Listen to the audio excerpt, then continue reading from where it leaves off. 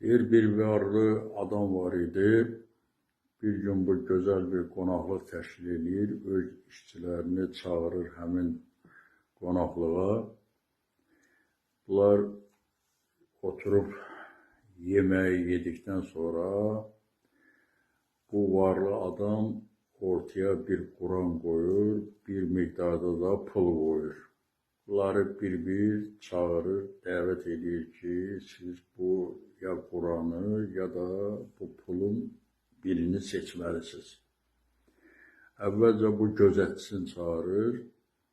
Gözətçi gəlir, deyir, sən bunların hansını seçirsən?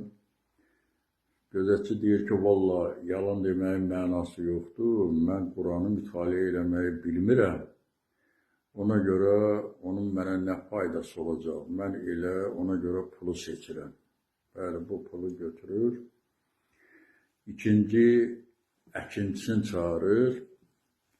Deyir, sən bunlardan hansını seçirsən?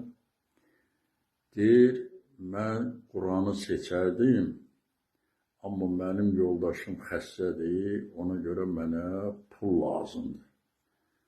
Ona görə mən pulu seçirəm. Üçüncüsü də aşpazını çağırır. Aşpaza deyir ki, sən hansını seçirsən? Aşpaz da deyir ki, vallahi mən mütaliəni çox sevirəm. Amma mənim mütaliə eləməyə vaxtım yoxdur.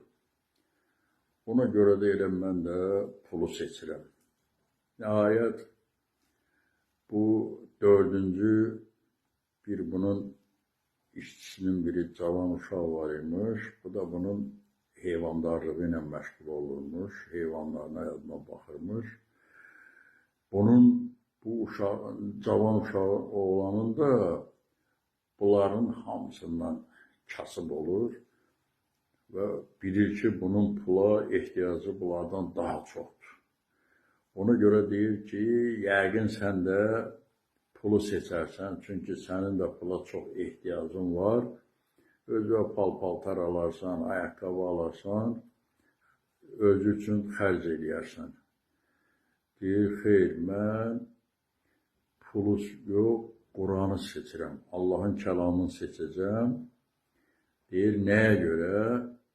Deyir ki, anam mənə həmişə nəsiyyət eləyərdi ki, Allahın kəlamı qızıldan da qiymətlidir, baldan da şirindir. Ona görə mən Quranı seçirəm. Bəli, bu cavan oğlan Quranı götürür, Quranı götürəndən sonra açır.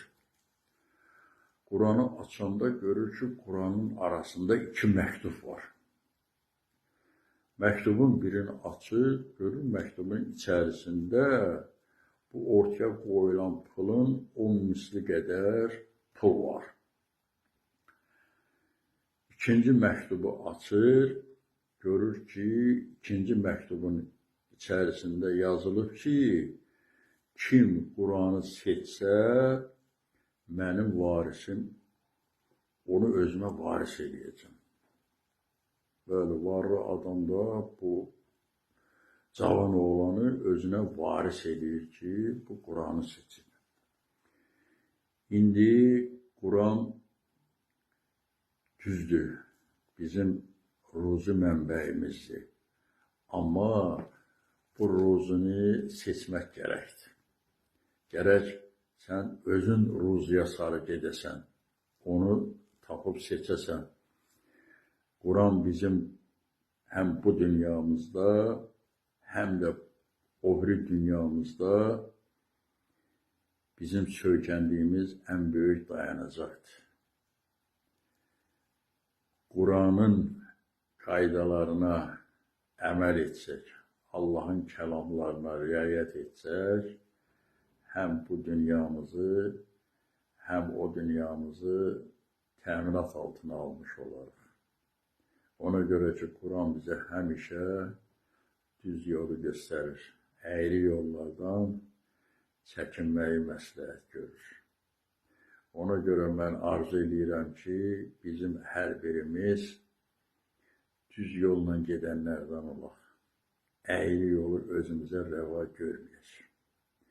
Diqqətinizə görə çox sağ olun.